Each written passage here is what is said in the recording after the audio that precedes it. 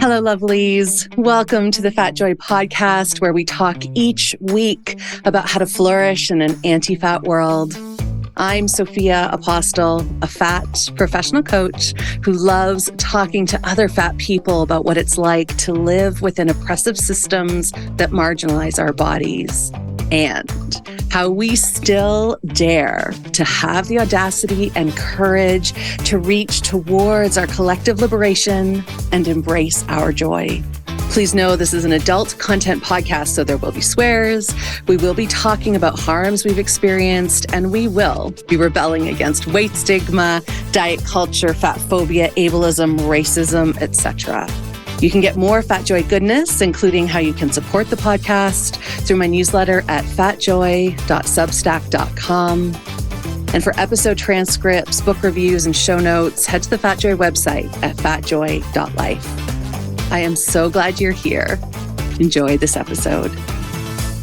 Hello, lovelies. Welcome back to the Fat Joy podcast. I'm your host, Sophia Apostol, and I'm so excited to be joined today by Cait O-Connor. Hi, Cait.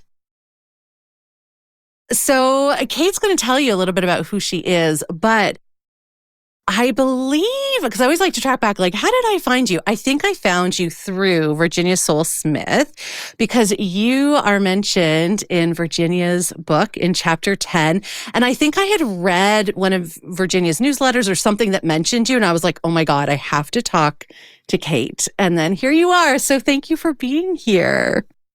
Thank you so much for having me. When Virginia described me as like one of the protagonists of chapter 10, I was like, oh my God, I've never been described as a protagonist before. This is crazy, right? Like, especially as like, you know, like a little intro on myself, like being an English teacher, like the word protagonist, like adjacent to my own like identity is so wild. So it's just really cool to sort of come full circle in this work that way, especially after what feels like a really long journey on my way here, you know? Right. I love that that's how she chose to describe you. I feel like that was probably very intentional on her part. She's a very intentional writer.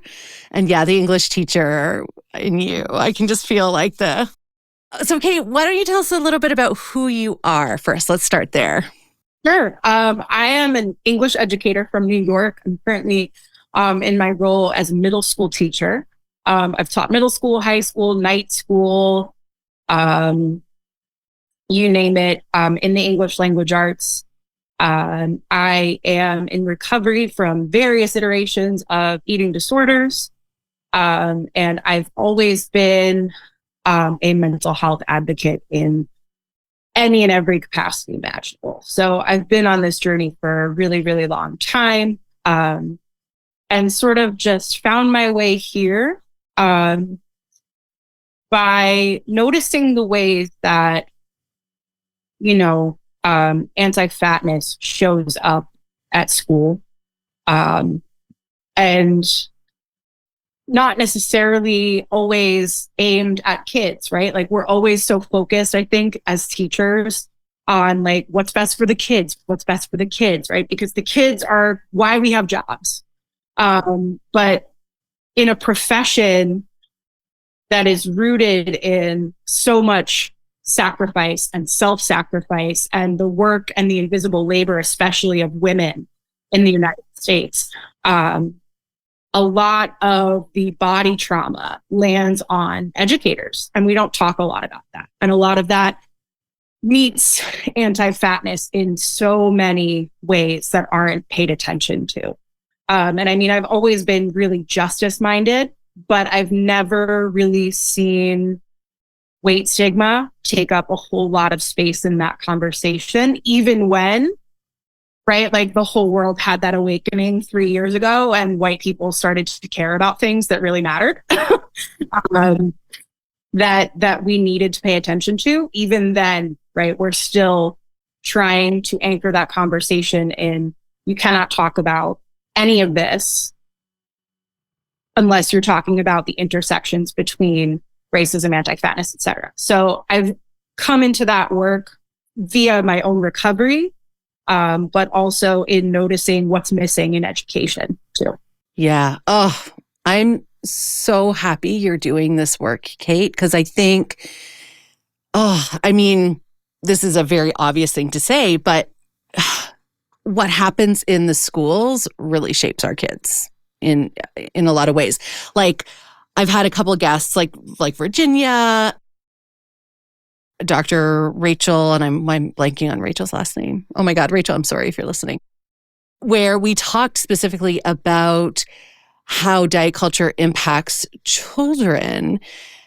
And it's things like certain curriculum assignments. It's the bias that the teacher themselves may carry and be speaking to, things like healthy and unhealthy, junk food, healthy. Like it's so integrated into all levels of our society. And then it gets amplified at school because these kids are being taught certain ways. And one of the things I'm very excited to talk to you about that will segue into after you tell us about your relationship to the word fat is just the challenge, because I can just imagine the incredible roadblocks and challenges you have had, even to just like squeak this in a little bit, because it's so rooted, and the school systems are these big behemoths of like curriculum design, and there's all these layers and all this hierarchy. And in Canada here, we have very strong unions, so any little change to a curriculum has to go through all these processes. Like it is a big multi-part machine.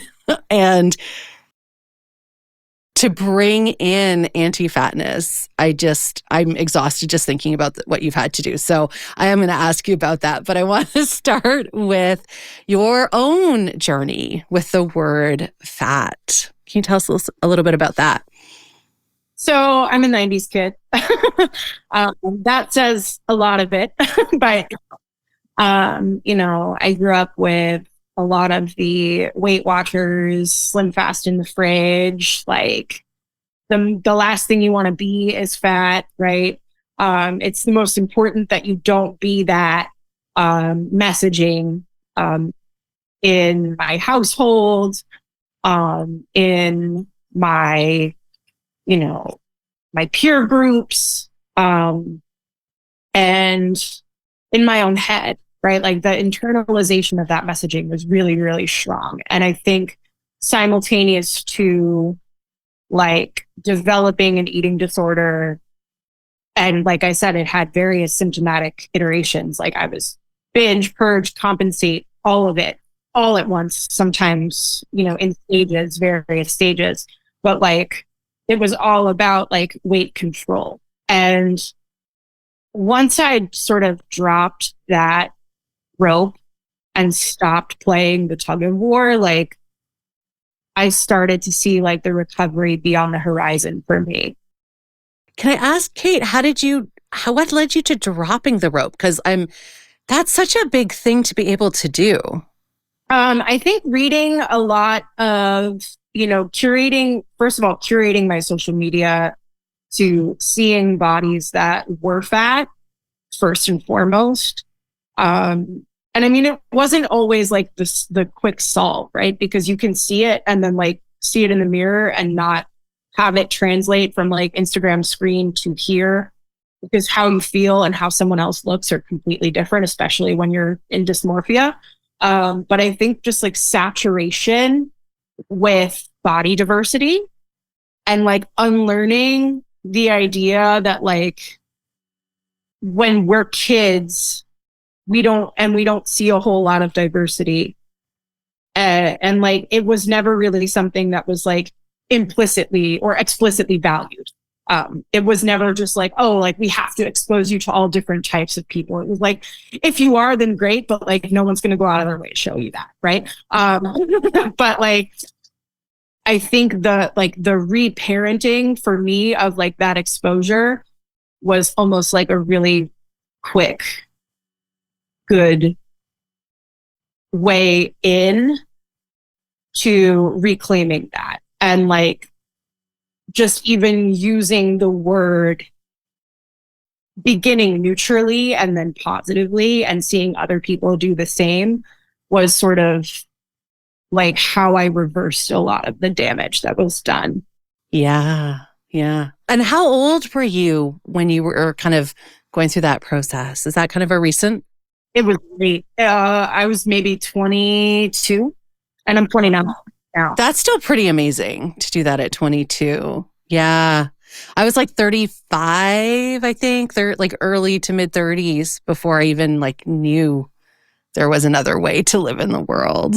Right. And all that recovery was for me at first for a really long time was like, I don't know what's going to work, but I know this is, Oh my God, what I hear in there is so much trust. Like, what were you trusting? Anything that wasn't going to kill me. Like that was where it was, and like at that point, even like, granted, like I'm dropping a lot of names today. Like even like I put my trust in something as like belligerently toxic as like Overeaters Anonymous, which is like super saturated with like restriction rhetoric, right? And like even then, I was like, this ain't it. Like 4 months in, I was like, no, like my perfectionism is crazy right now. I gotta go, and but like the willingness to trust anything that wasn't my eating disorder as I knew it to be was enough to be like, I can't live like this. That's amazing to me, Cait, that in your 20s, like your early 20s, you were aware enough of the differentiation between, all right, this is just perpetuating my eating disorder and I need the opposite or I need something different. That's honestly, that's really amazing to me. I think it speaks to how emotionally mature a person you must be because, wow. I'm also always really, I like to ask, because I'm so curious because it's been very true in my life, is as you stepped away from, outright being the good fatty, probably conforming to societal norms, all this kind of bullshitty stuff that we do as fat people to kind of hide that we're fat. As you stopped that and started moving towards a more liberatory perspective, like what happened? How did it impact the people around you, friends, family? Like what was that part like? It was interesting because a lot of people in my like chosen family were kind of like, yeah, like you're teaching me so much on this. Like, thank you. Like, like just like a radical receptiveness that. And then there was like a lot of, interestingly, like the places where I felt the most resistance were in my chosen career path, education. And I would bring books like at first I was, as any educator starts like substituting, like just like the grunt work of education. And on periods when I wasn't subbing a class, I would be reading a lot. So one of the books I brought to work to read, like just in the faculty lounge, whatever, was Body Respect. And I was reading it and someone was asking me about it. And I was telling them sort of the premise. And I remember so distinctively, like having them laugh in my face about like social determinants of health. And I was just like, I do not belong. I mean, to just laugh in your face. Fuck, that's not cool. Yeah, and social determinants of health, like I don't know, that doesn't feel like a stretch to me, but I guess I don't know. It is for a lot of people. I know I have the same. That said so much about like, like that's completely the exact place where fat phobia rests, is like the pick yourself up by your bootstraps. It's your own fault if you are this way. Everything's in your control and your responsibility. Yep. Yeah. So it's not all, to me now, knowing what I know now, it's not all that shocking. Because we are in a place where we blame poor people for being poor. We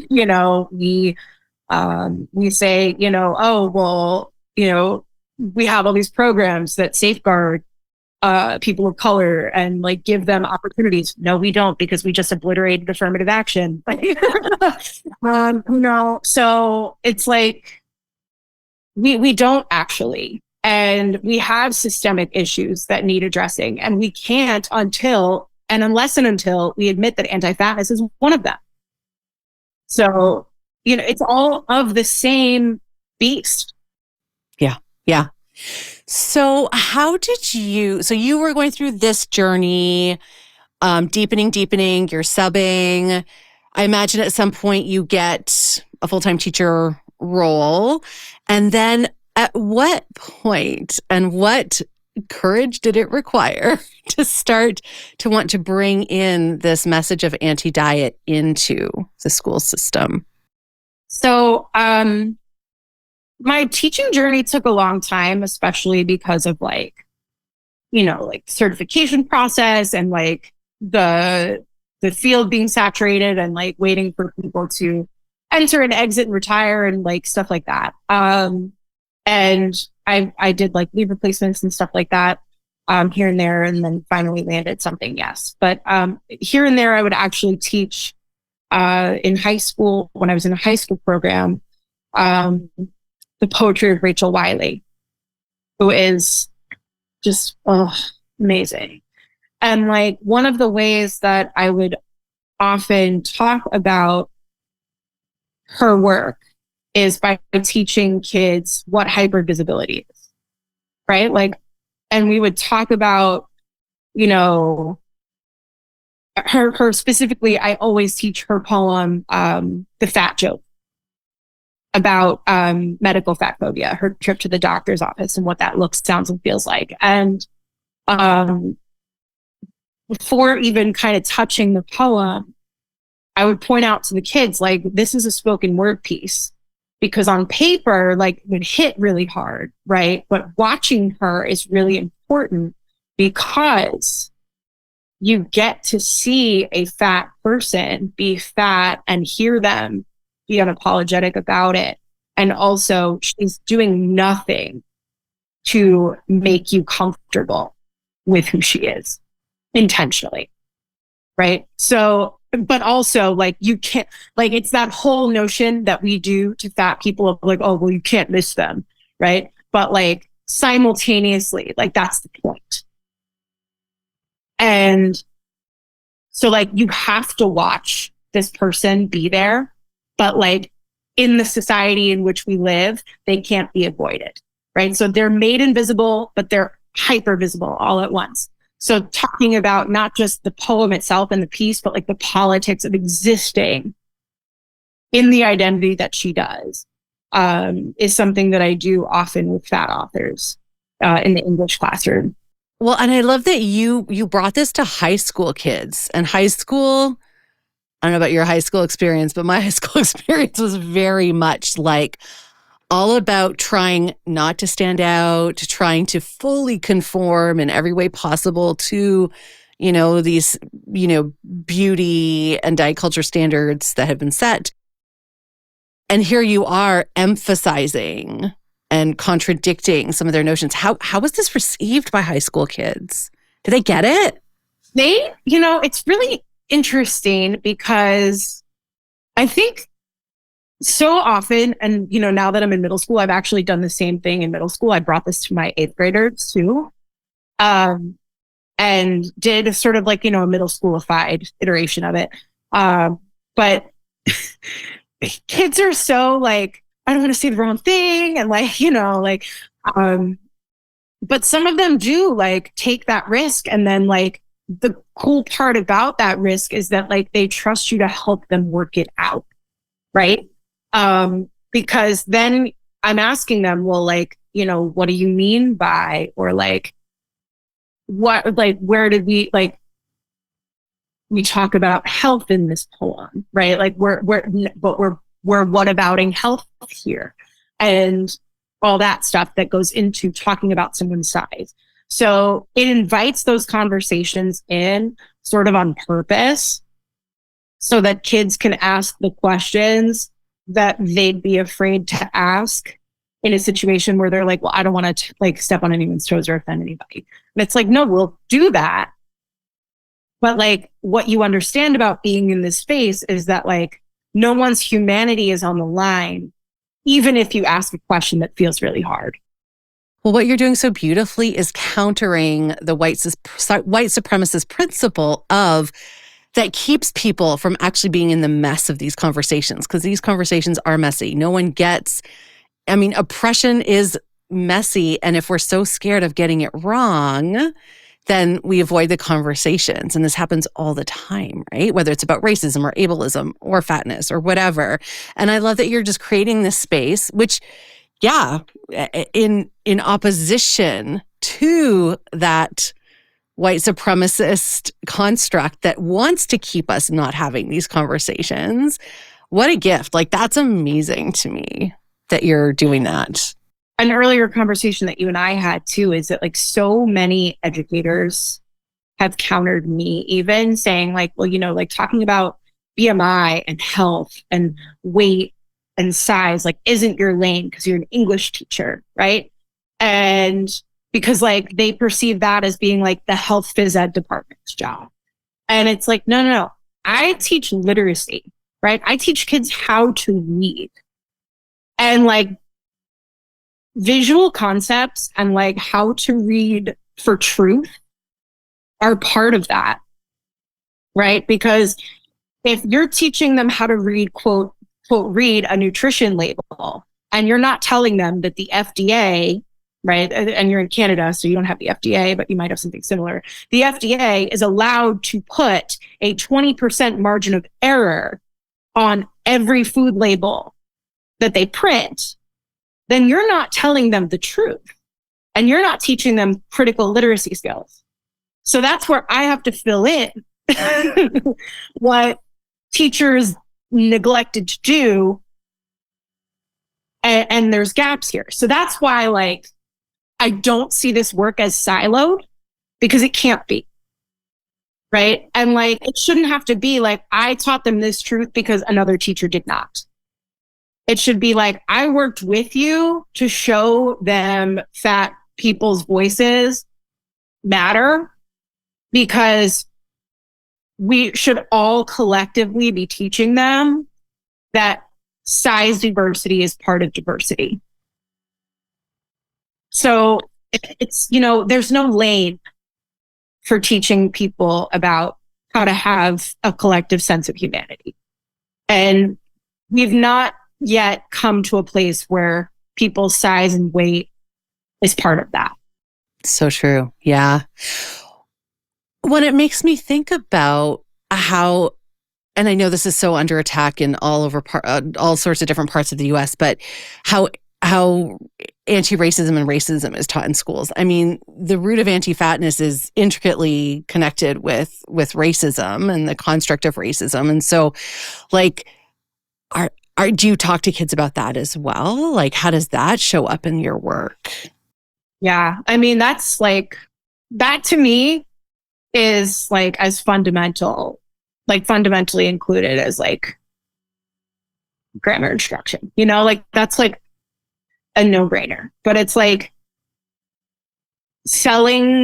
teaching weight stigma is like something that I have to introduce as like important. And that still feels really weird. Yeah, that you have to pitch it as like, oh, hey, don't forget about this. Yeah.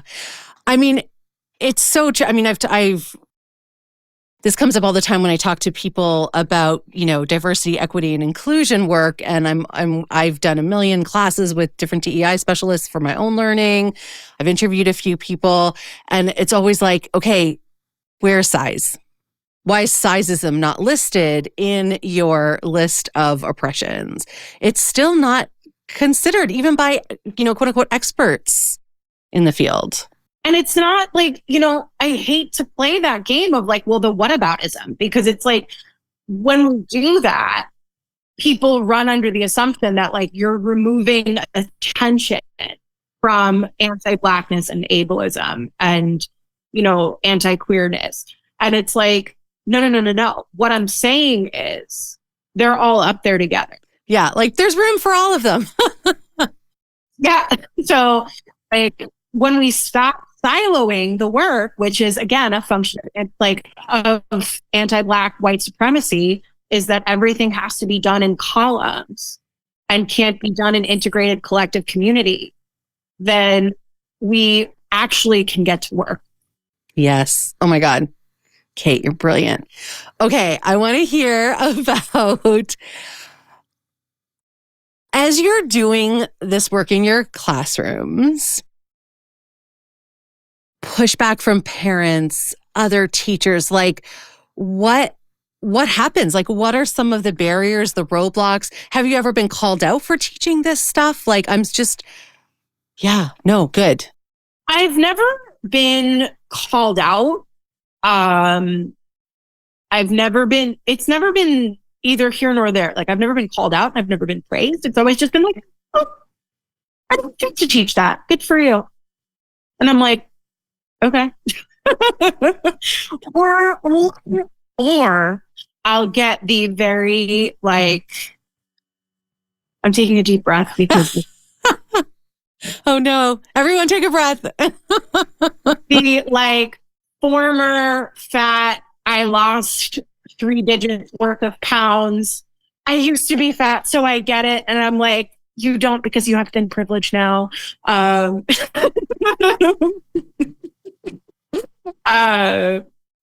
Like pouring out of like solidarity from someone who like is not politically fat. I'll just put it that way, where it's like, no, you shed the oppression that I still have. And good for you if that's what you want. But don't try to cling to something that no longer exists for you because you have thin privilege. But it's like, it's so bizarre because and I just finished this chapter in the Thin Kid Privilege chapter in Fat Talk, as I'm saying this, but like, it's something, thin privilege is something that so many people chase, but so many newly thin people are so quick to abandon when they want to relate to a weight loss narrative. And it's like, you cannot have it both ways, right? Because you are not in the fight for liberation of fat people. You are the success story for the oppressor. Yes. Yes. Oh, that's a hard truth for people. Woo. Yeah.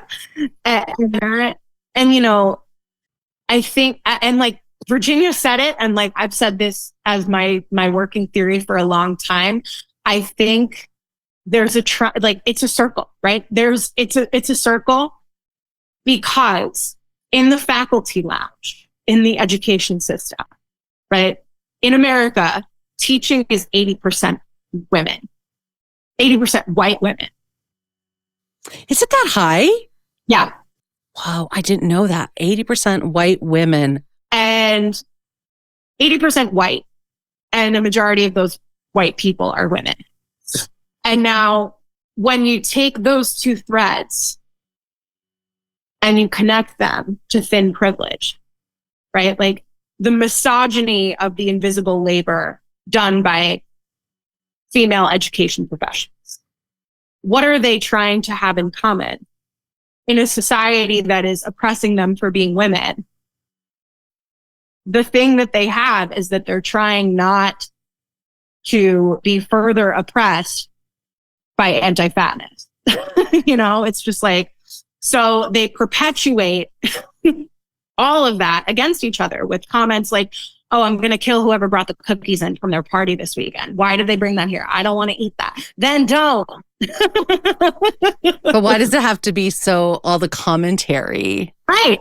But it's a solidarity with, like the world outside does not value my labor. So I have to take it out on the one thing that makes sense to me, which is like the perpetuation of diet culture and fanning the flames of being anti-fat in the space that it's been made safe to do so, which is it just, as you're describing it, I'm like, wow, it really becomes about a way to survive. Mm-hmm. Yeah. Yeah. It's pretty high stakes. Right. Because once you do that, you have something in common with people. And once people, like I have been in every educational space that I've ever participated in, starting with being laughed at for reading a book about diet culture being BS, right? Hello, Fat Joy friend. I'm popping into this episode to give you an exciting update. Fat Joy is now ranked in the top 2%. 2% of all 3.4 million global podcasts, which is a really big deal. You may have heard, because I've been talking about it, that I am aiming for this podcast to hit the top 1%. And you can help the podcast get there by making sure you've subscribed to the podcast and giving us a 5-star rating. And if you want to be a little extra, I love extra. If you've gotten something out of these episodes, if they've supported you in some way, please write a review for the podcast. I love these. I put them all on the website. They mean so much when they come in. No surprise, I believe that fat stories are worth telling, and I am so grateful to bring you a new story each week and honored that you keep coming back to listen. So thank you, lovely, and enjoy the rest of the episode. Every space I've ever been in, I've refused to participate in the oppressive solidarity of anti-fatness as white supremacy culture. And I've been looked at like I was insane. And so I've always been known as like that person who won't participate in the discussion if it's going on in that regard, and like sort of like on the outs in that frame. And I stopped caring. I was just going to ask how do you manage that? Like, that's a hard thing to feel, that sense of not belonging in certain scenarios. Yeah. I mean, you know, it's just a matter of like, I think people in spaces like that, like bodies are visible, right? And like small fat is where I sort of sit in that conversation, but I sit with it visibly and then verbally articulate no desire to change that. And I think that throws people for a loop. Oh yeah, they don't know what to do with that. You know? So it's like, but like, what can you say? Like, there's nothing to say. No. Because like what you reveal if you come back at me is like you're playing sidewalk doctor, because you don't actually know me enough to care about my health. So, and I like it that way. You know, like we're at work. You're not my friend. So yeah. So what led to, because you created the hashtag ditching diet culture at school. What led to that, and what does that encompass? Tell people a little bit about that. So the goal of that, you know, is true to my roots as a literacy teacher. I love when I can find things in one place, and like I love curating just like all the things that have helped me. A lot of like when I was in early recovery, I listened to like weeks worth of podcasts. And they saved me in a lot of ways. So like I just started finding the links and putting them on there, and then like books and stuff and putting them on there. And then the goal really became to, you know, start and sustain conversations about anti-fatness and weight stigma in educational spaces so that they can lead to fat liberation. And not in the sense that like, unfortunately, that it's taken somewhat of it's occupied some space, and that like, again, you know, and it's reflective of like, this is who is teaching. So this is who's going to be representing it, is thin white educators are sort of reading and absorbing all these books by hazed dietitians and, you know, different like really mainstreamed Instagram influencer registered dietitians who are intuitive eating coaches and whatever, and turnkeying it for folks. And it's like, that is sort of not, if you're doing that, please know that like, you have to be really mindful of who's in the room, because you could be walking over the fat folks who could be at the front, right? So like, unfortunately, a lot of what we saw in 2020 with people reading, Ibram X. Kendi and Layla Saad and purchasing up all of the books about anti-racism, and then suddenly being experts about DEI because they found a reason to care about it when they should have all along, are doing the same thing now with diet culture and anti-fatness, right? They've gotten a hold of maintenance phase. They've gotten a hold of Aubrey Gordon, and all of a sudden they know what they're talking about, and they can read a book and present it to their district or their PLC, which is professional learning community in the teaching world, and walk away feeling really good about themselves. But then the people in the district or the space with a fat politic are like, I've been saying this and living it for my whole life and no one's listened to me. Why are they listening to a person who has all the privilege in the world and doesn't have to live in the oppression and the experience that I do? And that's especially grating, I can only imagine, for fat Black women, for fat queer people. And speaking as a fat queer person, but like for fat Black queer people. And like, if you have multiple marginalities, like how much more annoying it is to have people with the most privilege suddenly be able to speak on. And get compensation for. Right? So we have that dynamic going for us as well. And like the diet culture money game is no exception to that. Like, so it's like, we want that conversation to be happening in DEI, of course, but the people doing it should be the people who are experiencing the harm of it not happening in the first place. Yes. Because ultimately it trickles down to the fattest kids who are harmed by the policies that the fat adults were harmed by first. Yes. So let's talk about kids. Like, as you're having these conversations, expanding their minds, is the work that you're doing getting into actual like mainstream curriculum, or is it you as an individual are doing this? Like, how does this get spread? How does this happen more? I make it a point to, not just for the visibility of like fat authors, I make it a point to like show my kids who all authors are in my classroom. Like if we're reading a poem, I'll be like, here's a picture of the person that we're reading about right now, or reading a piece from right now.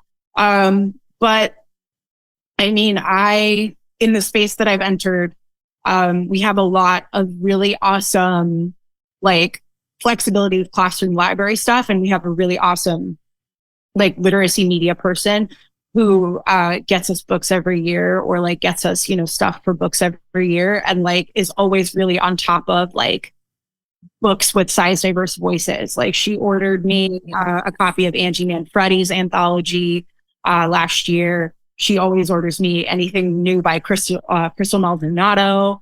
Or like is like, if there's a book that you know about, like, please let me know. Last year, the 6th grade put Starfish into their book clubs about power.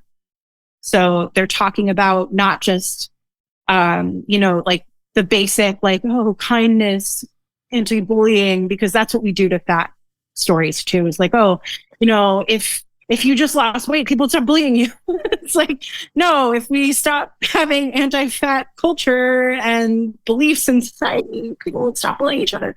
But no, they made it, they put Starfish in a unit about power and who has power and who doesn't, and what fat phobia looks like in the context of power. So more meaningful. The grade sixes chose to do that themselves. So the teachers put together a book club and they put starfish in the book club option for the kids, and they took it on. So, well, I mean, Cait, that gives me hope for our world. Oh, I love that. You had mentioned before we started recording that you also get asked to consult, like people, like other teachers. Now, again, unpaid labor, which is something we should also talk about. But because I just keep thinking about like, how does this spread? How does it get built into curriculum? How do we stop doing assignments in elementary school about, okay, take a junk food and make it healthy? Like when do we just stop all that bullshit? Like, what's the answer, Cait? It's funny because it's like coming up on a year anniversary where I made a Twitter post about stop assigning food diaries to kids, and it got like 50,000 likes, and so many people had things to say about it. But like the ones that I actually paid attention to, and it was double-sided, let me tell you something. It was people quite literally said, like, based on my profile picture, which is my school photo, by the way, of me and my double chin, because of my size, like I have no business teaching. That was one comment. But most of the commentary was like, yes, please stop doing that. This was the roadmap to my eating disorder. And I was like, see? So, I mean, anecdotally, the proof is there, right? So, that just invigorated and reaffirmed and accidentally made viral the work that I do in ways that really, I was like, oh my God. Yeah, we have a problem. And it was not just the United States either. So it was like an international, like, cry for help among a lot of people who were like, yeah, this jump started my disordered eating problem when people graded my food intake. And, of course, there's like the whole, like, and Virginia rails against elimination diets. Like, there's a whole, like, medical, like, if you're doing it for reasons under supervision of a professional, like, that's one thing, but like putting it in for a grade is not the same conversation. Like, people were trying to have conversations that were not part of the conversation. And I was like, no, but a teacher who is not a qualified health professional should not be telling you. I'm like, mm-mm. And I was like, but like, I was like, you know what? Like, okay, like this whole thread is not just about health anymore. It's about kids don't know, or people don't know, because those people who were in the replies were former children who went to school at some point, right? Weren't taught how to debate in good faith, right? So there's my job. I'm an English teacher, right? Rhetoric, my job.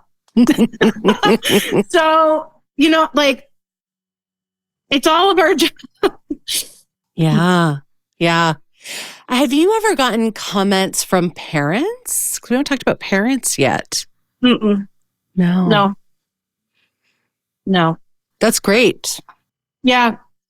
I think it's like, I mean, I work and teach in a fairly, like, progressive area for the most part, so to speak.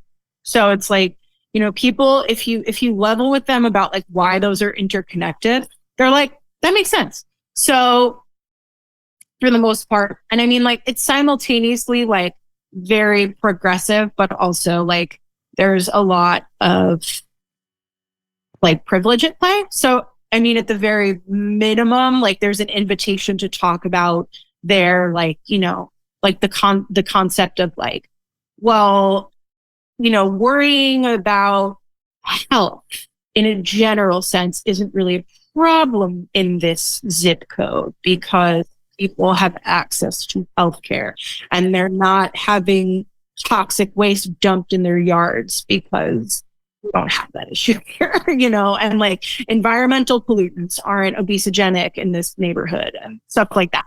So it's like, that is at least very level. And it's like, you know, what I love about the space that I'm in is that, like, if you can back things with data, people will support it. So it's like, no. Like, I have the science to support that. You know, and he'll be like, okay. Cait, for teachers who are listening, because I know there are lots of teachers listening, and for parents, of course, there are lots of parents listening, like, let's start with teachers. If teachers wanted to bring a more anti-diet culture approach into their classrooms, into their schools, like, any tips? Where should they start? What should they do? What would you tell them? I think, like, you know, start where I started, is just like untangling the ideas about fat, and even just the word that kids picked up, that you picked up, that we all picked up. Like, I have a couple teachers in my area who I'm working with right now, who are using the Harvard implicit bias test. And they took the pictures of the 5 people and their different bodies, and it's just the silhouettes. And it's like, you know, they're asking kids, like, which person do you think is the healthiest? And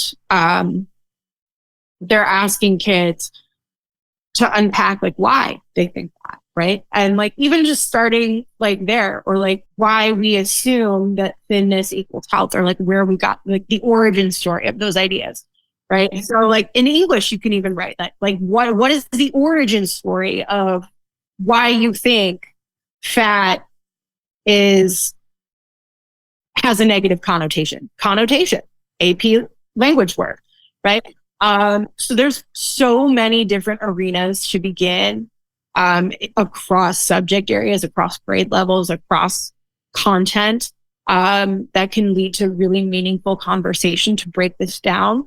But, you know, I always, and again, it goes back to, like, don't turnkey it till you're ready to do it. Don't do this work until you've done it in here. In yourself. Cait is pointing to her chest. Yeah. Do it in your own heart first. Yeah. Yeah.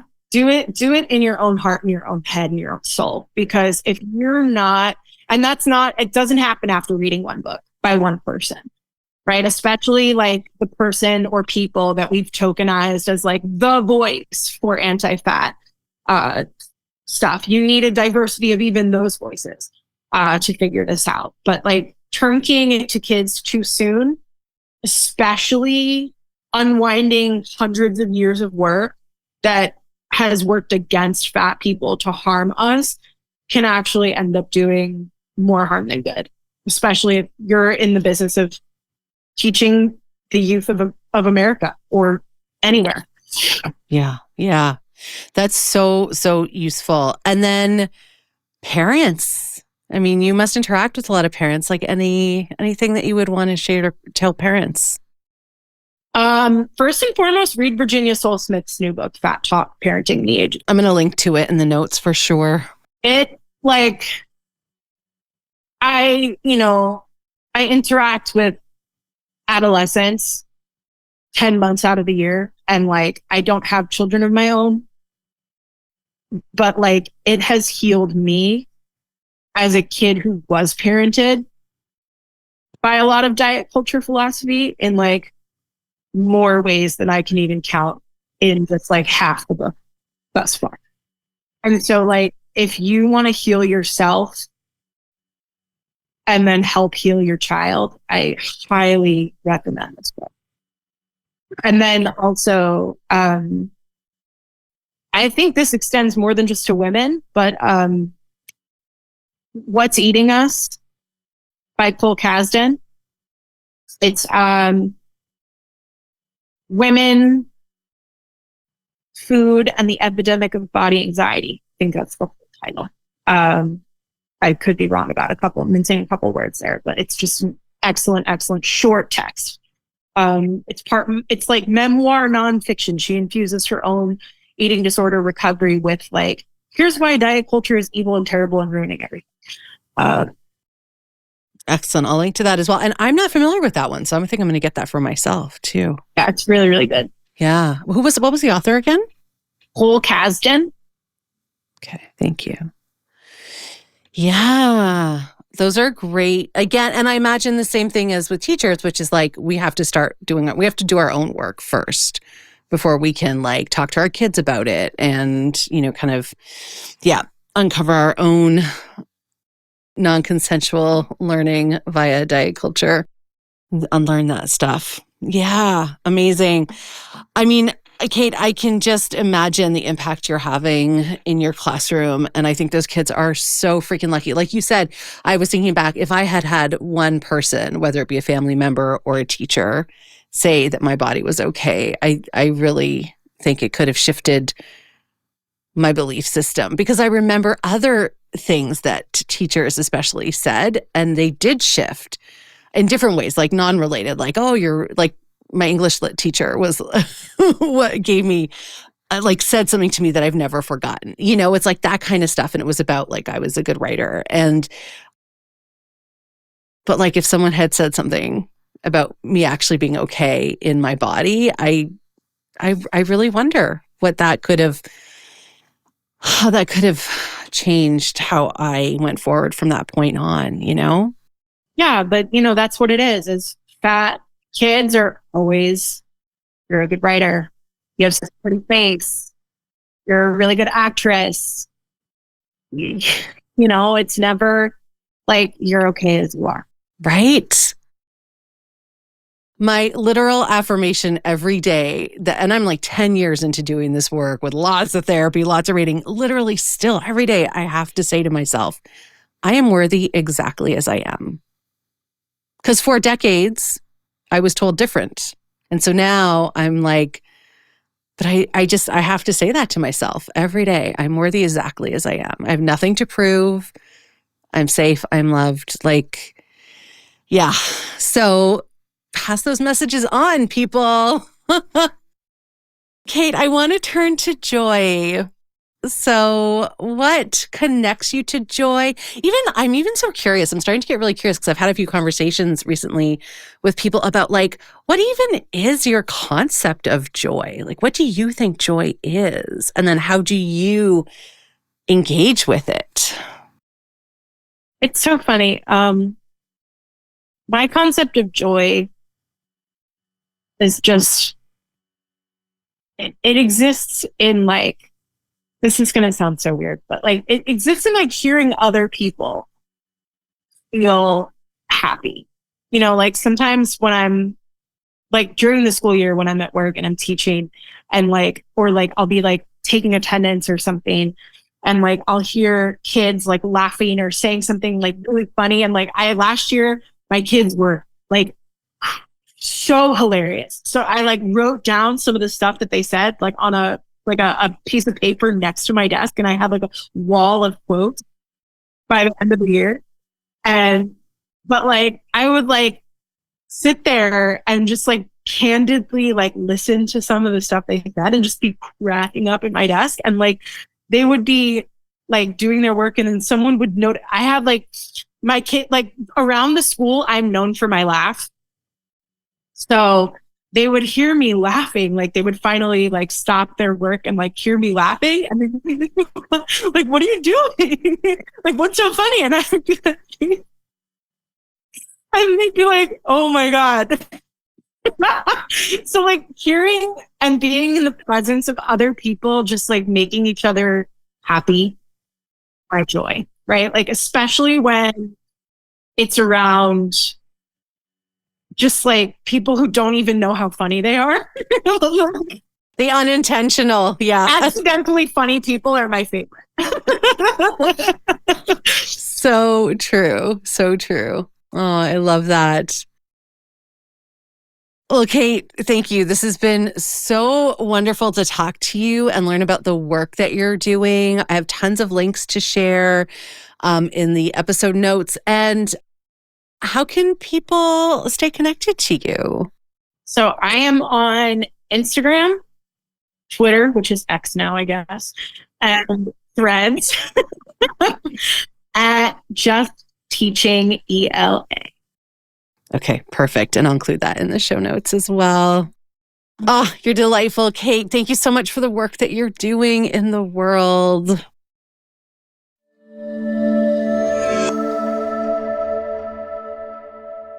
Before we go, I'd like to read a poem because poetry can reach our hearts in a different way. Poems can have us feel in a different way. And that's what this podcast is all about. Expanding our hearts, deepening our empathy, and inviting in joy. So each week, you get a new poem.